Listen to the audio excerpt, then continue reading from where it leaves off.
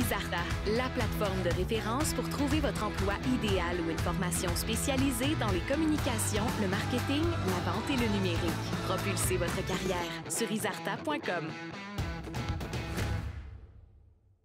Bonjour et bienvenue à la conférence Midi Express d'Isarta. Alors, c'est avec Amélie Coop, directrice générale de chez 1608 et directrice planification stratégique et marketing chez Solisco, qui ouvre le bal de cette saison. Très heureuse de vous voir. Je suis contente de voir vos beaux messages dans le chat. Isabelle, tu vas me faire apparaître mon PowerPoint, j'imagine? Voilà. Très contente. Donc, vous n'avez pas entendu les réponses qu'Isabelle me posait. Donc, tout à fait à la tête de l'agence Maison 1608 à Québec, une agence spécialisée en contenu et en design, donc contenu de marque, marketing de contenu et en images de marque, etc. Donc, le numérique vit avec moi depuis plusieurs années, le marketing encore plus.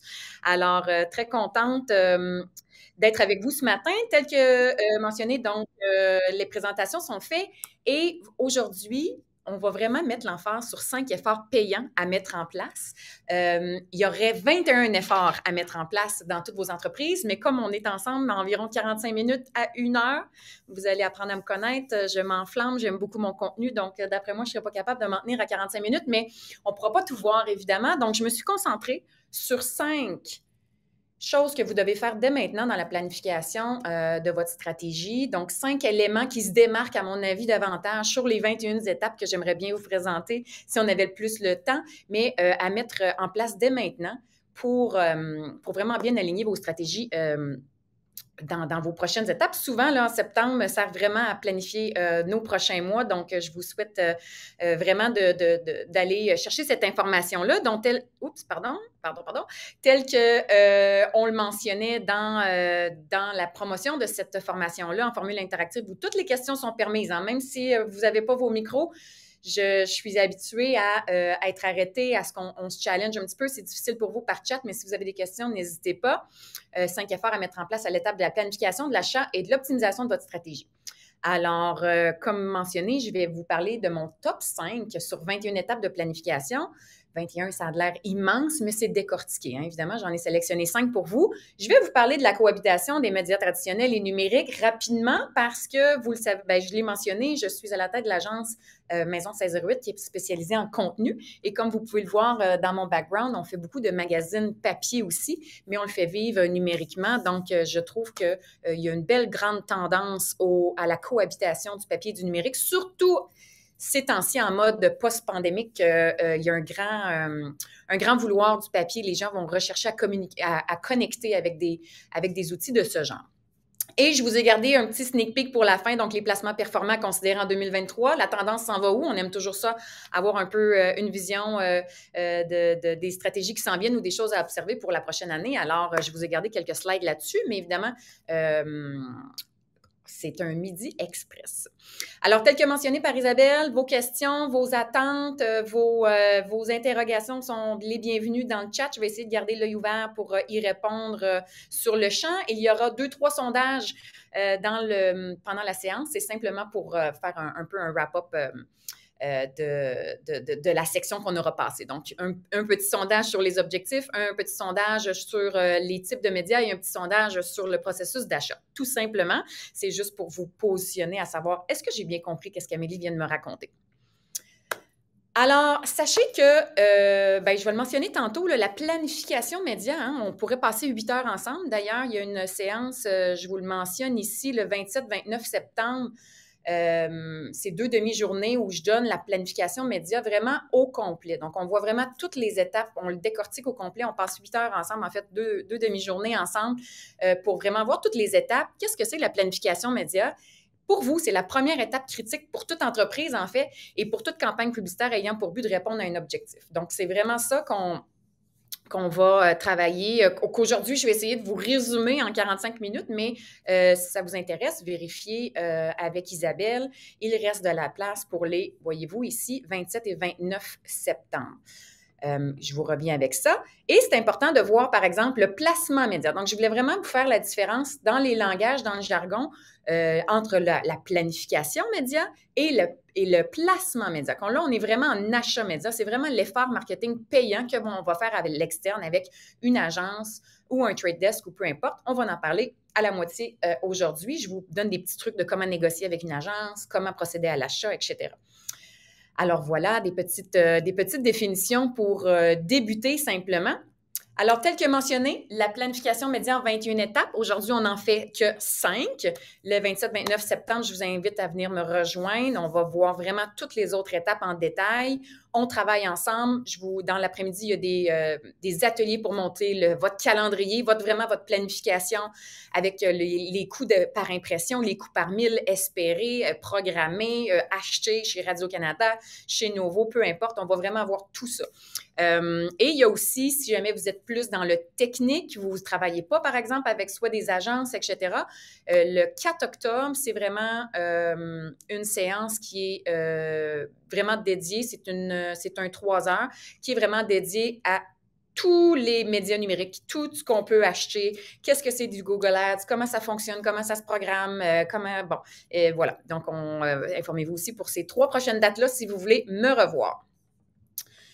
Isabelle va probablement passer les liens d'inscription tout à l'heure, mais c'est pour vous rappeler que si aujourd'hui vous dites « Oh mon Dieu, j'aurais aimé ça qu'elle aille plus loin dans ce contenu-là », bien sachez que ces dates-là existent. Alors, je vais grossir ça ici. Je vous ai parlé de 21 étapes. Ça, c'est mes 21 étapes idéales dans la construction vraiment d'une planification complète. Dans une planification complète, qu'est-ce qu'on ferait? On ferait une étude de marché, une analyse du marché, hein? Qu'est-ce que c'est les besoins du marché actuellement? Les gens sont où? Les gens veulent quoi? Les gens sont avides de quoi? Les gens veulent consommer quoi? Donc, on fait une étude, évidemment, de tous les besoins, une vue externe complète sur votre marché, sur votre industrie, évidemment. On doit toujours faire une état de situation interne. Votre entreprise se situe où, là? Post-pandémique, qu'est-ce qui s'est passé? Qu'est-ce qui s'est passé avec votre propulsion d'entreprise? Est-ce qu'il y a eu des mises à pied? Est-ce qu'on est à effectif réduit? Qu'est-ce qui se passe? C'est quoi l'état de situation actuel dans votre entreprise? Ensuite, bien, les objectifs fondamentaux de votre entreprise. Hein? Avant de créer une stratégie, c'est vraiment ça que je vais mettre l'emphase aujourd'hui, les fameux objectifs. Puis là, vous allez me dire, non, pas vrai qu'elle va parler d'objectifs, mais vous allez voir que ça va être très agréable et ça va vous donner des petits cues sur, OK, c'est pas juste les objectifs marketing de dire, je veux aller chercher 1000 followers de plus sur Facebook. Là, on est des grands, on travaille comme des grands.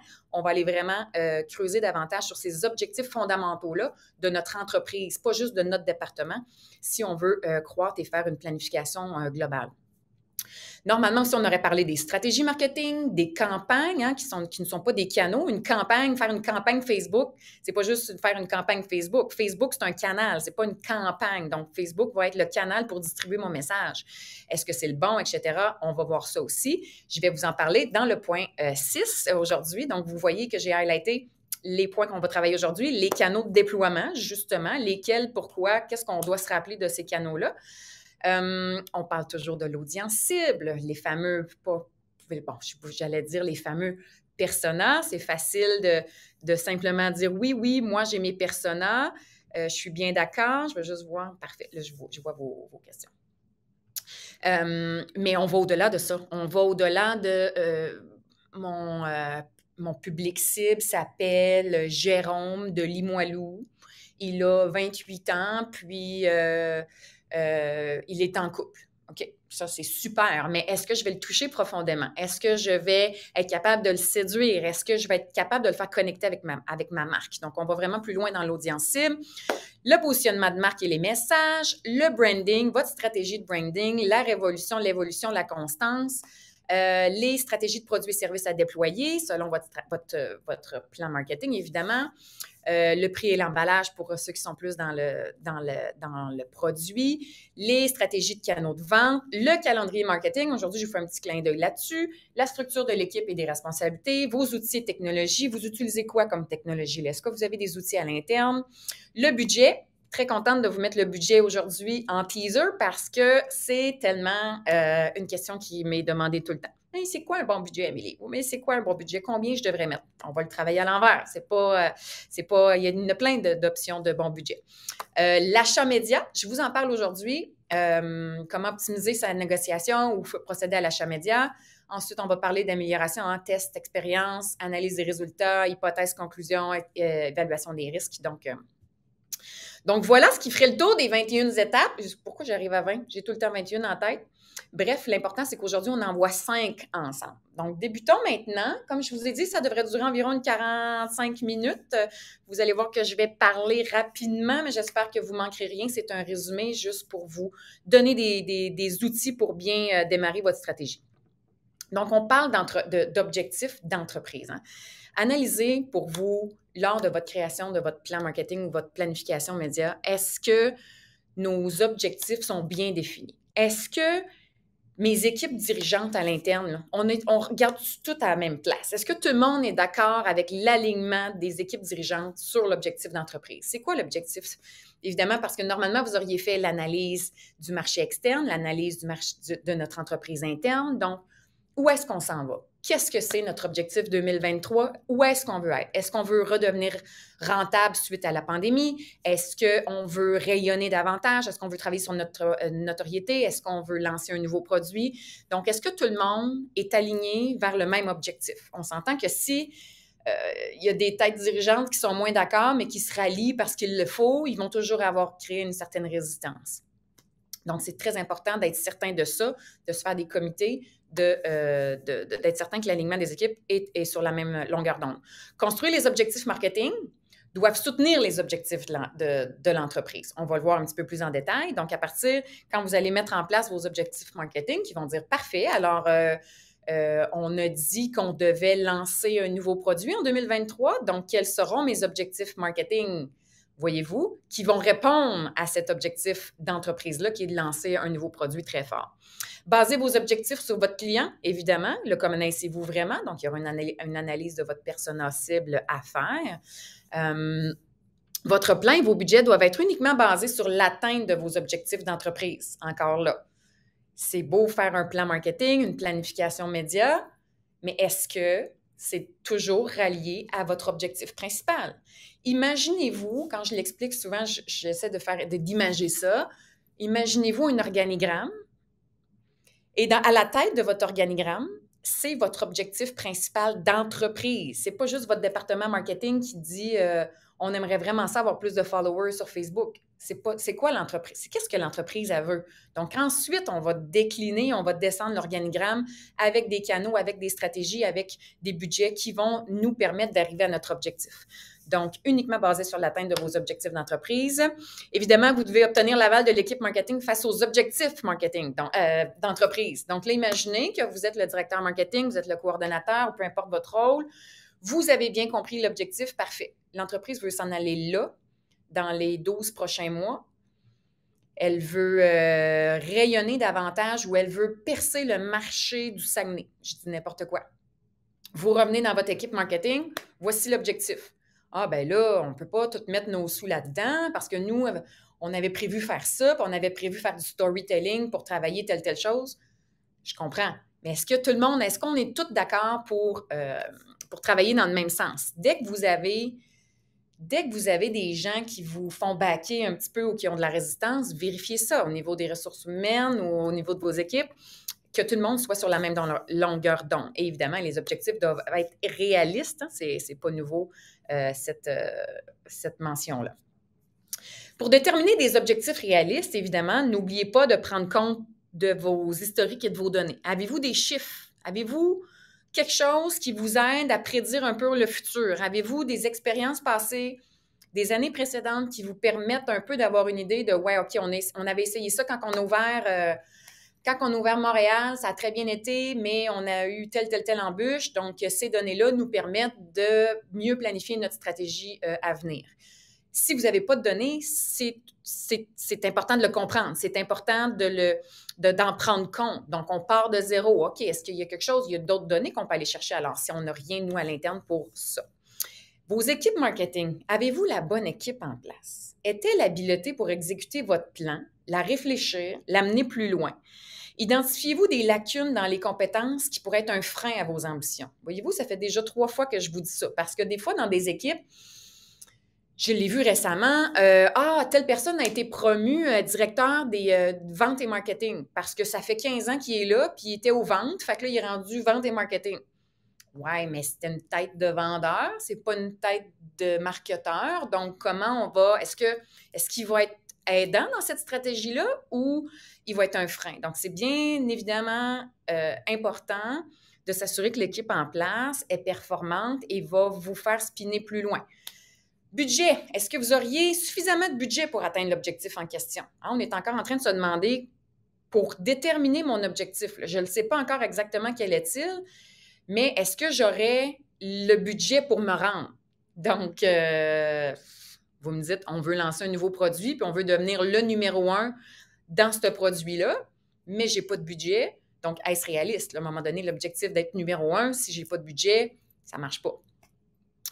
Est-ce que l'économie actuelle me permet d'atteindre cet objectif-là? Est-ce que j'ai des enjeux par rapport à la main-d'œuvre, par rapport à la réceptivité peut-être de ma clientèle cible? Est-ce qu'il y a une pandémie dans le monde présentement? Est-ce qu'il y a de l'inflation? Est-ce qu'il y a de la récession? Donc, c'est important, évidemment, de comprendre notre marché. Et vos équipes de vente peuvent-elles évoluer? Peuvent-elles vous aider? Peuvent-elles être impliquées dans tout ça? Donc, tous ces éléments-là sont à prendre compte lorsque vous déterminez votre objectif. Identifier et repousser les objectifs irréalistes. Donc, même chose. Donc là, on était dans l'objectif, on était ici dans la détermination de nos objectifs réalistes. Maintenant, est-ce qu'il y a un potentiel d'objectifs irréalistes? Quel genre de scénario qui aboutissent à des objectifs irréalistes à l'interne? Je suis sûre que ça vous est déjà arrivé. Ce n'est pas une erreur de dire « Oh mon Dieu, en y repensant bien, c'était bien irréaliste de penser qu'on pouvait y arriver. » Donc, manque de données, pas d'historique pertinent, donc on guesse les objectifs à réaliser. Pression exécutive, donc seulement faire ce que la direction dicte. Ça, je suis certaine que ça arrive souvent dans plusieurs entreprises. Donc, la direction veut ça, fait qu'on va le faire. Bien, c'est eux qui décident. Oui, mais vous seriez surpris. Prenez votre leadership en main. Revenez avec des solutions. Écoutez, monsieur le CFO ou monsieur le boss, je comprends que vous voulez aller là. Moi, j'ai des données, j'ai une stratégie qui pourrait nous amener là tout en nous ramenant ça. Vous pourriez être surpris de ne pas juste dire oui, un peu comme oui, le client a toujours raison, on va le faire. Est-ce qu'on peut revenir avec une valeur ajoutée, avec un argument qui évite que la pression exécutive nous amène vers un objectif complètement irréaliste? Budget, est-ce que vous auriez suffisamment de budget pour atteindre l'objectif? On en a parlé. La compétition, est-ce que vos compétiteurs sont-ils forts ou faibles présentement? Donc, s'ils sont très forts et que vous voulez devenir le numéro 1, est-ce qu'on est encore réaliste? Est-ce que pour l'an 1, peut-être d'être le 3e pour être pertinent, puis dans l'an 2, peut-être qu'être premier pour être pertinent. Donc, attention à vos objectifs irréalistes. Complexe du héros. Est-ce que le directeur marketing ou la personne en charge de cette stratégie-là en prend trop large? Est-ce qu'on le suit? Est-ce qu'on est d'accord avec les décisions qu'il prend? Un peu avec la pression exécutive, mais dans ce cas-ci, des fois dans votre équipe marketing à vous. La stratégie d'exécution est-elle claire? Est-ce que si votre stratégie d'exécution n'est pas claire par votre équipe, puis on ne sait pas où est-ce qu'on s'en va, clairement, il va y avoir des nouveaux chemins qui vont se créer, puis vous ne pourrez pas y arriver à cet objectif-là. Donc, on devient avec un résultat d'objectif irréaliste. Et un manque d'engagement de l'équipe. Donc, quand les gens ne sont pas alignés ou d'accord avec votre direction pour s'y rendre, bien évidemment, dès qu'on a des lacunes dans le manque de vision, pas dans le manque de vision, mais dans la même vision, ça pourrait affecter votre atteinte d'objectifs, évidemment. Donc, voilà pour l'atteinte de vos objectifs. Sachez que, exemple d'objectif commun d'une entreprise, donc essayez de la mettre adaptée à votre entreprise à vous, qu'elle soit petite, qu'elle soit grande, que vous soyez travailleur autonome ou que vous aidiez une autre entreprise. Quel type d'objectifs normalement sont connus? Je vous en ai mis juste 4 d'objectifs communs d'une entreprise où le marketing joue un rôle important. Croissance d'entreprise, que ce soit un nouveau marché, un nouveau produit, une nouvelle succursale. Vous pouvez me nommer des exemples si vous en avez. Être le leader de sa catégorie, hein, qui ne veut pas ça, bien qu'on doit être certain d'avoir un objectif réaliste. Donc, bien beau être leader. Ça, c'est un peu comme quand on me dit, je dis, ouais, toi, tu aspires à quoi, mettons, dans 5 ans, tu te vois où? Ah, ben moi, je vais être la meilleure entreprise marketing de Québec. Oui, parfait, je comprends, mais mettons, plus que ça, là, plus précis que ça, là, parce que ça se peut que tu aies un peu de compétition au Québec. Donc, est-ce que ça pourrait être plus de clients, meilleurs produits, meilleurs services, etc. Ça pourrait être de baisser le coût d'acquisition d'un client. Qu'est-ce que c'est le coût d'acquisition d'un client? Vous le comprenez probablement. Donc, si pour vous, vous vendez des voitures, puis le coût par tête qui rentre dans votre concessionnaire est évalué à X et le coût par tête qui achète un véhicule est évalué à Y. Donc, est-ce qu'on veut baisser ce coût d'acquisition-là? Est-ce qu'on veut attirer des talents? On s'entend qu'en 2022, 2023, c'est pas terminé, le marketing RH. Donc, on veut être peut-être l'entreprise la plus attirante sur le marché. Donc, présentement, c'est des objectifs d'entreprise qu'on voit souvent, qui sont évidemment beaucoup gérés par les équipes marketing. Exemple d'objectifs d'entreprise qui se traduisent en objectifs marketing par la suite. Votre patron vous dit: j'aimerais, Amélie, en 2023, on veut augmenter nos ventes. Parfait. Ça, c'est un objectif d'entreprise. Ce n'est pas un objectif marketing, c'est un objectif d'entreprise. Moi, au niveau de ma stratégie, les objectifs marketing de ma stratégie vont être de générer des leads pour augmenter les ventes. On s'entend, j'ai besoin de faire sonner les caisses. Donc, je vais faire générer des leads, des nouveaux entrants, des prospects.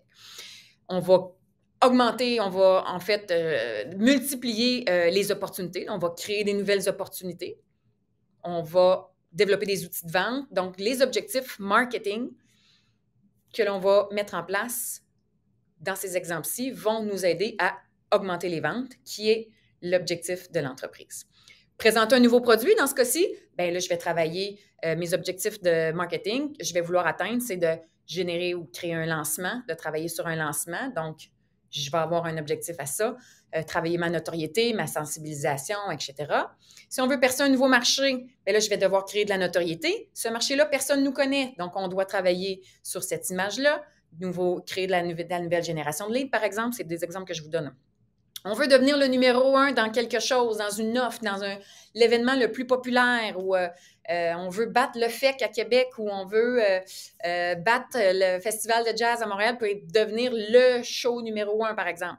Bien là, on va vraiment falloir travailler très fort sur notre notoriété, avoir une stratégie de leadership éclairée, partager sa voix, avoir une stratégie de contenu. Donc, on doit prouver. Donc là, on va avoir des objectifs marketing complètement différents.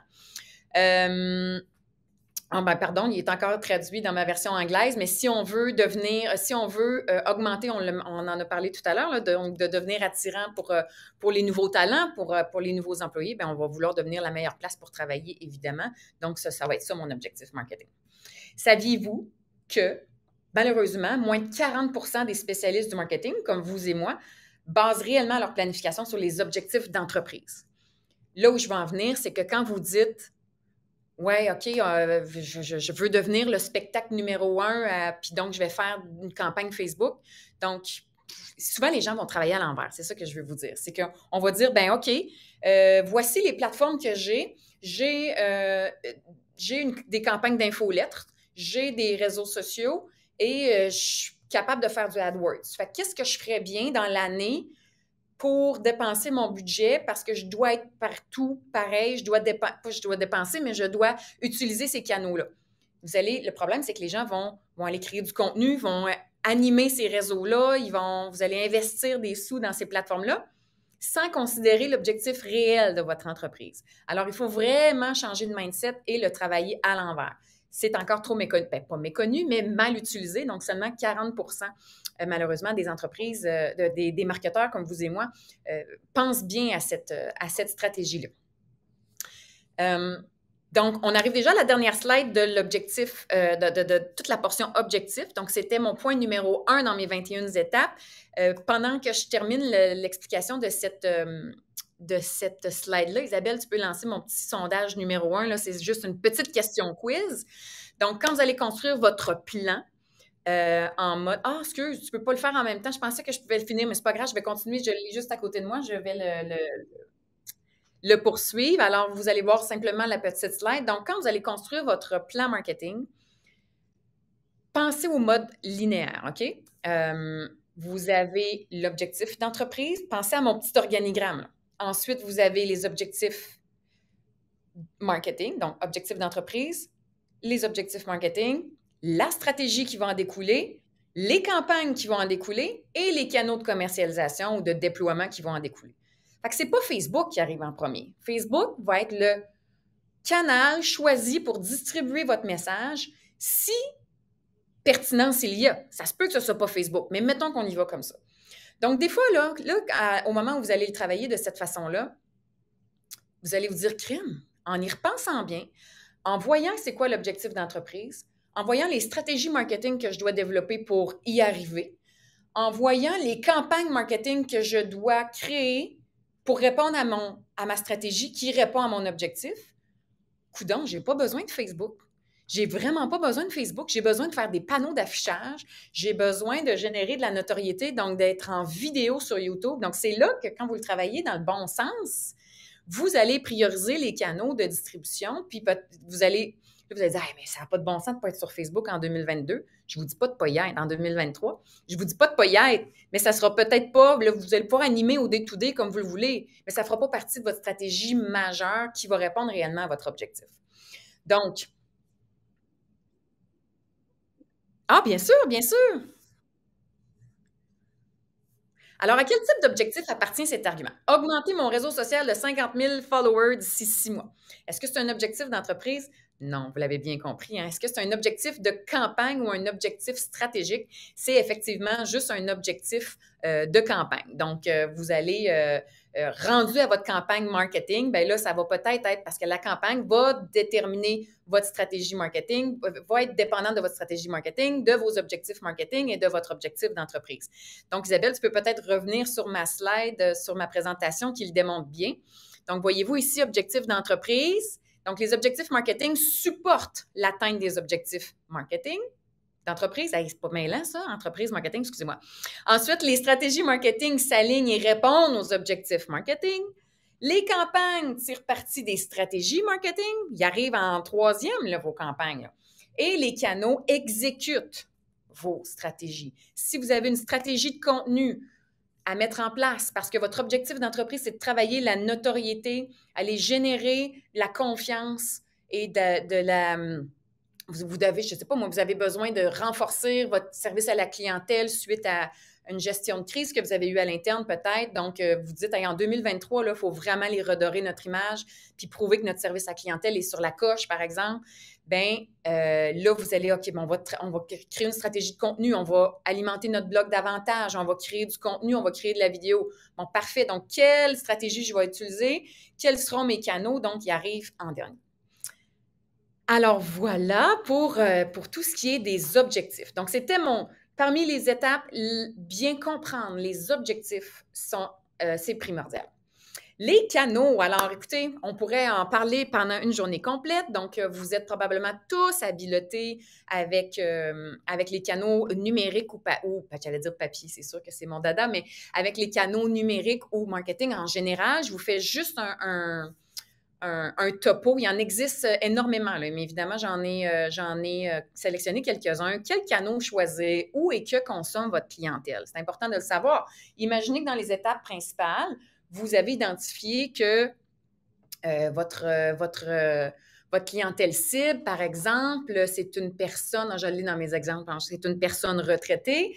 Est-ce qu'on va cibler sur LinkedIn? Donc, évidemment, on va vouloir bien choisir nos canaux. Donc, choisissez-les de manière avisée. Les médias traditionnels, il y a la presse écrite, la radio, la télévision, les panneaux publicitaires, les livres, il y en a plein.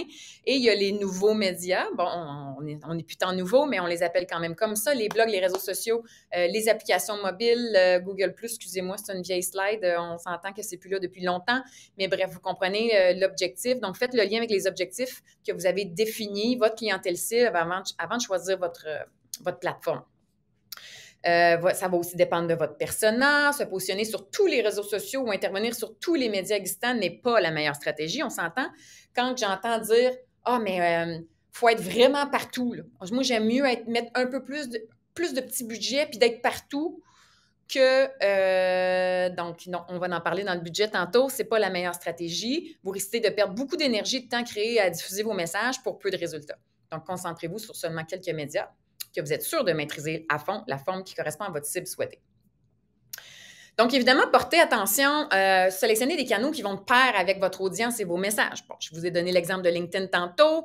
Vous en avez plein d'exemples. La portée, vous souhaitez, vous voulez joindre le plus grand nombre de personnes ou avoir une stratégie, c'est à vous de le savoir. Est-ce que vous voulez être partout dans le salon des gens? Bien là, il n'y a pas juste du Facebook. Hein? Vous savez qu'il y a de la télé, il y a de la télé sur demande, il y a de la vidéo sur demande, je veux dire, des tout.tv de ce monde, etc.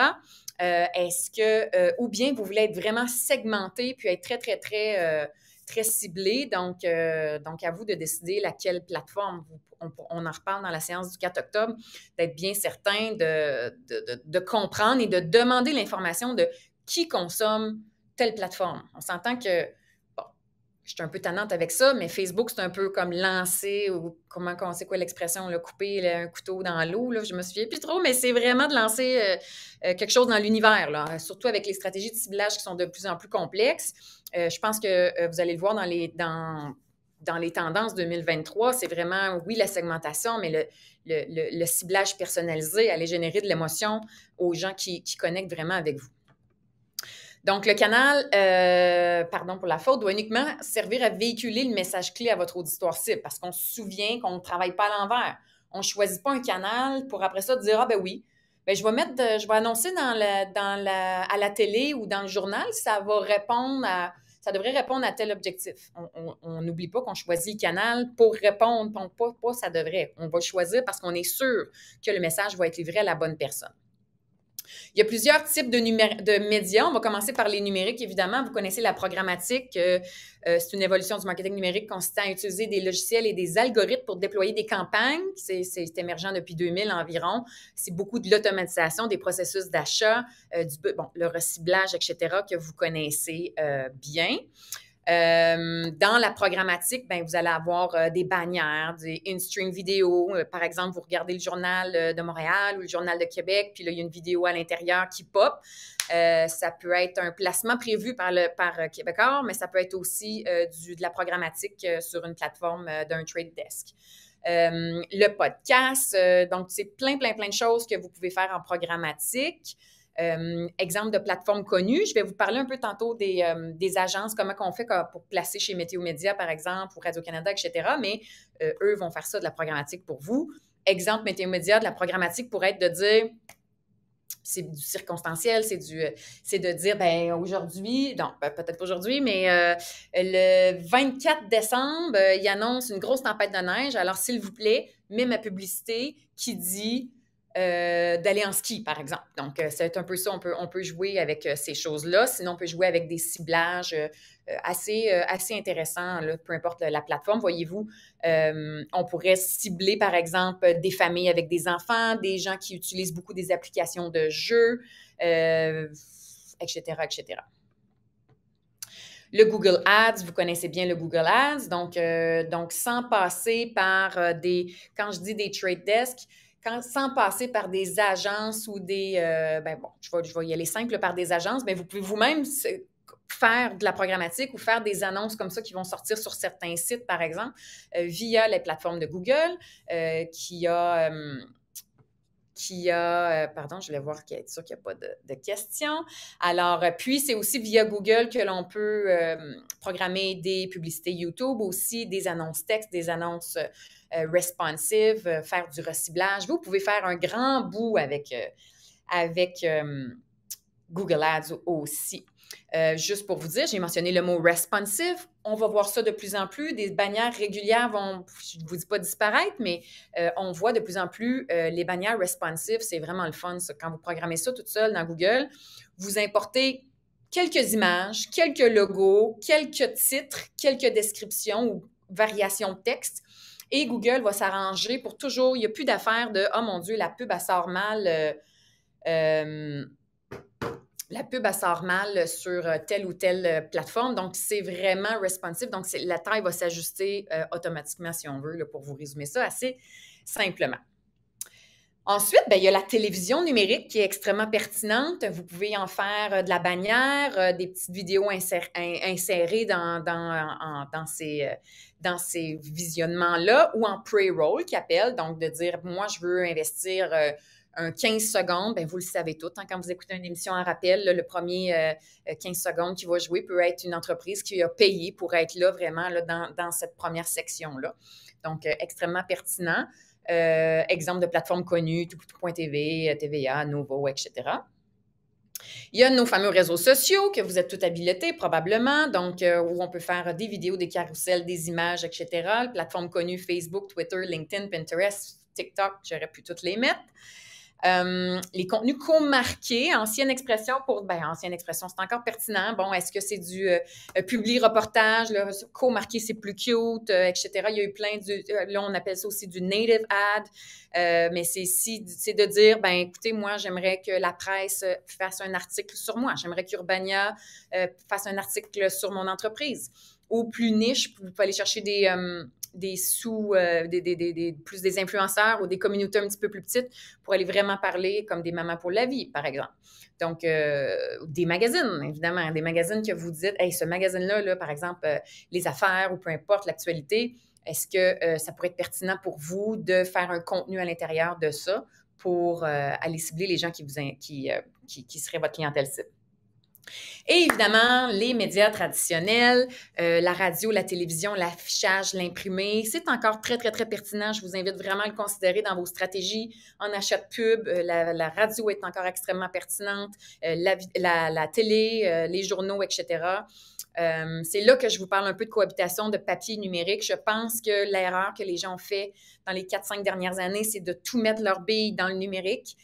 Vous le savez, avec la pandémie, il y a eu un peu un essoufflement du numérique, une surabondance de contenu.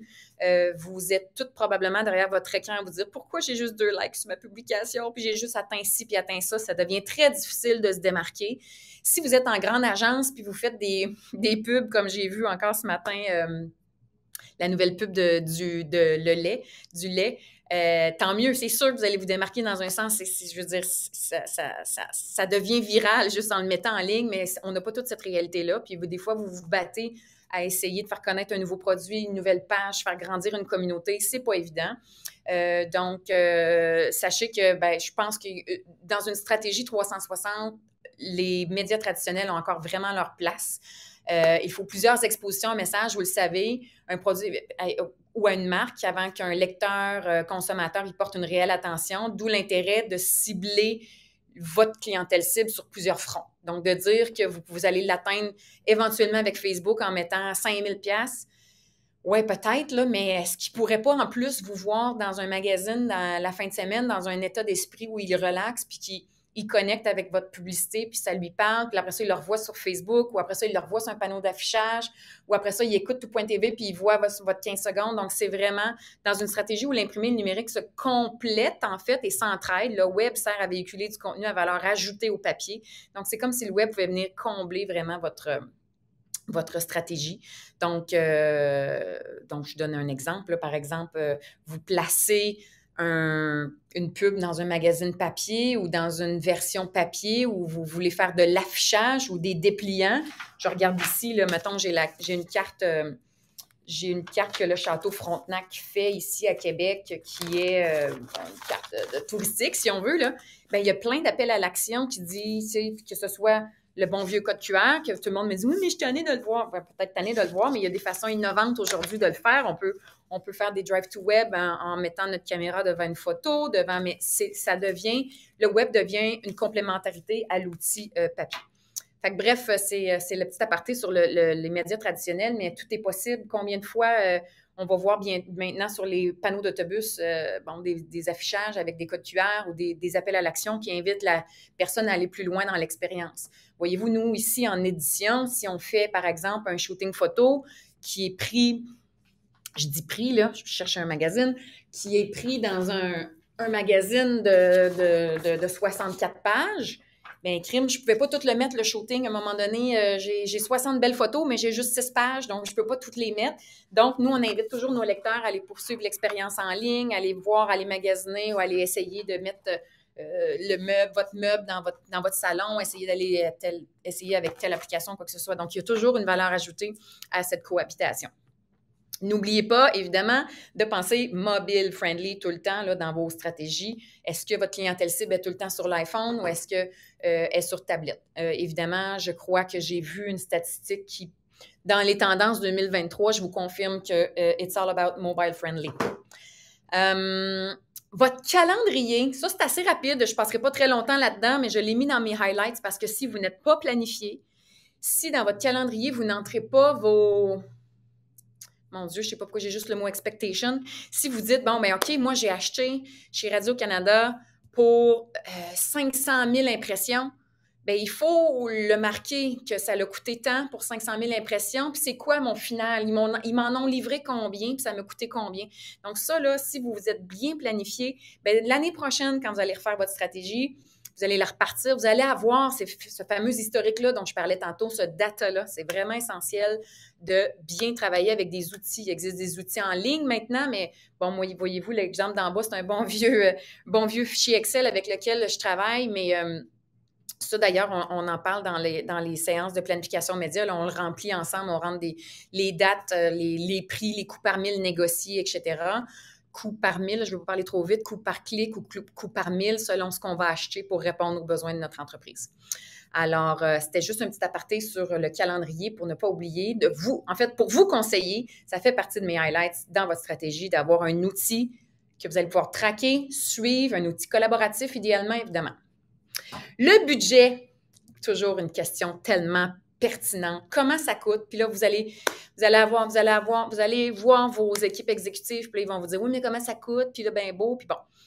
Comment prioriser? Comment qu'on dispatche notre budget? Il y en a qui vont travailler avec des budgets. Vous êtes chanceux si vous êtes... Ben, vous êtes chanceux. Vous allez avoir... Amélie, cette année, tu as 300 000 pour atteindre cet objectif-là dont on a discuté, dont tu nous as présenté. Il y en a d'autres que vous allez me dire, ben moi, je n'ai pas vraiment de budget, je dois en proposer un, c'est quoi un bon budget, etc.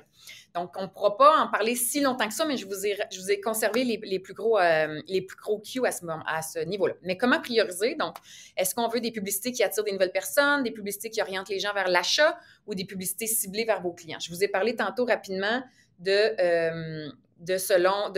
générer des leads. Quand on veut générer des leads, c'est qu'on veut vraiment qu'il y ait des clics. On veut qu'il y ait des clics ou on veut qu'il y ait des gens qui rentrent dans notre boutique ou on veut qu'il y ait des gens qui appellent, on veut qu'il y ait des gens qui réservent. Donc, comment on fait pour attirer ces nouvelles générations de leads-là? Mais si vous voulez passer un message, donc ça, je vous dis ça parce que ça va être important dans votre analyse à la fin et dans la distribution de votre budget. Donc, ce ne sera pas, si on veut, la même analyse. Donc, est-ce que vous voulez des publicités qui orientent les gens vers l'achat ou des publicités peut-être de reciblage? Ça va dépendre vraiment de votre stratégie. Donc, c'est quoi un bon budget? Là, vous allez tout faire pouette, Amélie, t'es plate. Il n'y a pas de bon budget. Il n'y a pas de méthode identique pour chaque entreprise. Évidemment, vous me comprendrez, one size does not fit all. Hein? On n'est pas dans le one size fit all. Quel risque? Mais ça va dépendre de vous. Quel risque vous êtes prêt à prendre? Quel est votre budget marketing actuel pour tous vos fronts? Avec quel budget vous êtes confortable? Avez-vous un historique? Est-ce que vous êtes capable de dire, bien, l'an passé, on a dépensé 50 000 là-dedans, puis là, je fais attention des fois quand je dis des chiffres parce qu'il y en a qui vont me dire, mon Dieu, j'ai pas ça du tout, ou il y en a qui vont dire, bien, nous, chez nous, on en a 500 000. Fait que ça dépend, hein, on est énormément aujourd'hui, donc chacun a sa réalité. Donc, c'est quoi? L'année passée, combien vous avez dépensé? Est-ce que vous avez atteint des résultats? Est-ce que ça a été au-delà de vos espérances ou ça n'a pas été assez? Bien, évidemment, il y a plusieurs facteurs. Là. Si votre campagne n'a pas marché, il y a peut-être des raisons, mais avec quel budget vous êtes confortable? Commencez avec un budget test et analysez les résultats. Si jamais vous n'êtes pas en position de prendre une décision là-dessus, là, commencez avec des budgets tests et dire, bon, OK, bien moi, là, dans mon industrie, quand je mets 100 $, ça répond à peu près à ce niveau-là. Donc, est-ce qu'à 500, ça répondrait comme ça? Donc, tester, analyser les résultats, il faut bien commencer quelque part, hein, n'est-ce pas? Mais mon cue d'aujourd'hui, c'est de vous dire que, en général, dans votre répartition de budget, pensez à 70-20-10, OK? 70 % de votre budget média sera consacré à des activités qui sont démontrées et qui répondent à des principaux indicateurs de performance. Donc, vous le savez que ça a marché dans le passé, ou on vous a conseillé, ou vous avez travaillé avec une agence, puis vous dit, bien, ça, c'est sûr que ça marche, Amélie. Moi, je te propose qu'on mette 300 000 là-dedans. Bien, parfait. Donc, ça, ce serait votre 70 de votre budget. Fait que vous allez dire, finalement, bien, mettons que je dis 100 000, l'agence vous dit 100 000, bien, je dis, OK, bien, moi, regarde, je vais te donner 70 000 pour ça. Parce que je veux garder 20 de mon budget qui va être consacré à des activités qui peuvent vous amener un peu plus loin, comme l'optimisation du taux de conversion ou un nouveau canal. C'est mettons que vous n'avez jamais essayé TikTok, ben là, je ne veux pas me tromper en vous disant ça, là, parce que votre dernier 10 sera consacré à des plus grandes idées qui entraînent un changement radical. Là, je vous donne TikTok parce que tout le monde veut investir sur TikTok, puis il y en a qui ne l'ont jamais fait. Mais est-ce que c'est radical? Pour vous, ce serait-tu vraiment un test de dire, hey, ça, là, on va oser, là, on n'a jamais fait ça, mon boss ne sera pas d'accord, ou en tout cas, je l'ai convaincu de le faire, mais c'est un gros changement radical de performance ou un affichage majeur, comme un gros takeover, ou de dire, je lance un nouveau produit, puis quand les gens vont se connecter sur le Journal de Montréal ou le Journal de Québec demain, ça va être mon logo qui est partout. Donc, un 10 où on ose, on va vraiment dans des grandes idées. Et votre 20 lui, va être vraiment consacré à des activités qui peuvent vous amener un peu plus loin, comme l'optimisation du taux de conversion ou un nouveau canal de médias sociaux, par exemple. Donc, voyez-vous, 70, 20, 10 devrait être environ votre répartition dans votre budget média annuel. Donc, ça, c'est quand même très pertinent, je pense, pour vous, à vous souvenir. On en parle davantage dans nos autres séances. Et donc ça, c'était mon point 4, mon highlight numéro 4 des 21 étapes. Mon highlight numéro 5, c'est le fameux achat média qui est dans tout le processus de votre budget, l'achat, quand on passe à l'achat, quand on passe aux négociations, quand on passe à la programmation, c'est extrêmement important de le maîtriser. Donc, et de négocier et de comprendre ses chiffres, etc. Donc, l'achat média, qu'est-ce que c'est? Bien, c'est le processus d'achat de vos placements médias, évidemment. Cela comprend aussi la définition des critères d'achat, comme les enchères, le coût par clic, le nombre d'impressions souhaitées. Si jamais c'est des langages que vous connaissez moins, bien, venez me rejoindre dans les prochaines. Là, c'est le CPC, le CPM, etc. On en reparle un petit peu plus, on le décortique. On apprend nos fameuses règles de 3, de dire, OK, ouais, mais si j'ai 1000 $, ça me coûte tant par impression, donc je m'attends à combien, donc c'est tout ça, mais c'est important de le comprendre. Hein? Si vous êtes à la place où vous êtes là, vous devez comprendre évidemment vos définitions. Votre plan média définit la vision et les objectifs de votre entreprise, oui, comme je vous parle depuis tantôt, mais l'achat média va vraiment exécuter vos stratégies avec les canaux que vous avez choisis de manière à maximiser votre budget. Est-ce que travailler avec une agence convient à votre entreprise? Il n'y a pas de trop petite entreprise pour travailler avec une agence. Je vous le conseille. C'est des belles relations d'affaires que vous pouvez créer avec eux. C'est évidemment, ça peut vous amener vraiment une expertise supplémentaire, vous amener ailleurs, etc. Je comprends qu'il y a peut-être ici des travailleurs autonomes, etc., qui ne peuvent pas se le permettre, mais au niveau de l'achat média, c'est clair que de toute façon, si vous appelez vous-même chez Radio-Canada et dire, ben moi, j'aimerais ça être dans le pré-roll de tout le monde en parle, il va vous dire, OK, puis ton agence, c'est qui? Hein? Évidemment, on va travailler avec des agences pour ça. Petite parotte d'insertion, voici comment se déroule un achat publicitaire. Donc, on va passer, donc l'annonceur, va passer par une agence média qui va passer soit par la régie des sites ou par le média, le grand média en particulier. Donc, je vous le conseille. Je vous conseille d'appeler, de vous informer. Mais si vous êtes, si vous voulez pas travailler avec des agences, le brief que je vais vous parler et le processus d'achat média demeure quand même très similaire. Donc, si jamais vous travaillez avec une agence, puis vous voulez qu'ils comprennent bien vos besoins, évidemment, votre brief média doit inclure toutes ces choses-là ici. Je vous laisse les lire, les buts et objectifs, votre public cible, le message, le ton, etc. Donc, c'est très important de bien briefer votre agence si jamais vous voulez les résultats. Parce qu'après ça, ben là, c'est pas ça que tu m'avais dit. Je vous ai mis simplement des exemples. Là. Par exemple, vous achèteriez sur ici.tv, par exemple, en tchouk-tchouk, je vous donne un exemple. Vous achetez un billboard ou un double-îlot ou peu importe. Voyez-vous, vous auriez une vidéo de 30 secondes à placer. Voyez-vous, le coût par mille, par exemple, qui est fictif ici. Là, j'ai tout changé des chiffres pour faire ça fictif, qui est négocié peut-être avec l'agence, est à 50 $ du mille.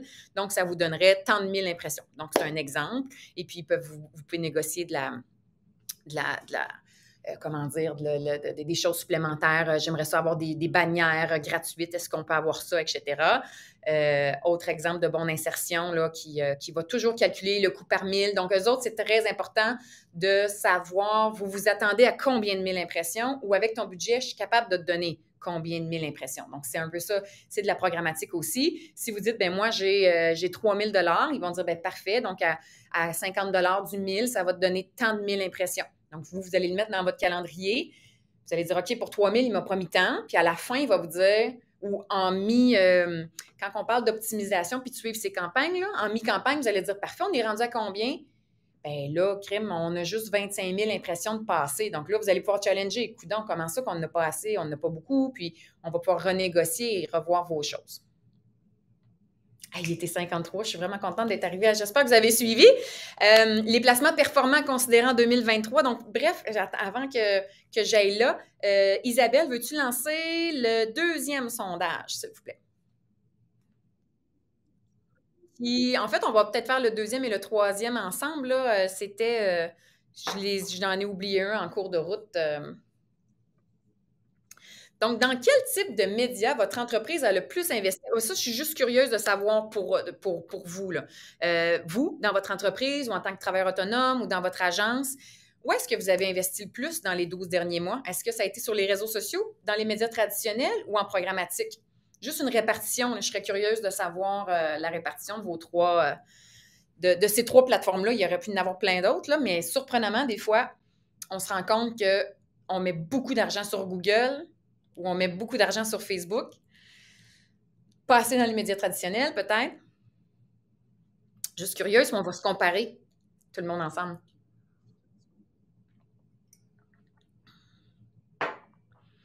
Oh, j'aime voir ça, médias traditionnels, 31, super. Réseaux sociaux, c'est parce que c'est tellement accessible, c'est facile.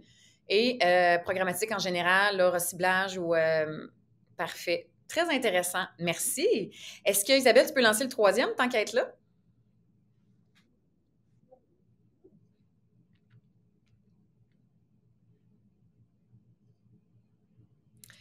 Pour vos achats médias, procédez-vous présentement avec une agence dont on vient parler? Donc, vous avez 3 choix de réponse.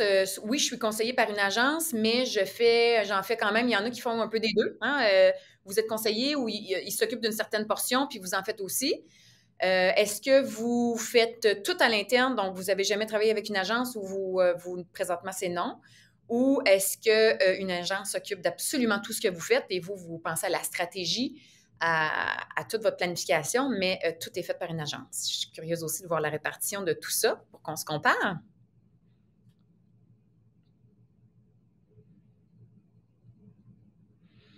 Parfait. Donc, 50 ouais, peu vont tout mettre leur bille dans l'agence. Merci pour ceux qui ont répondu dans le chat.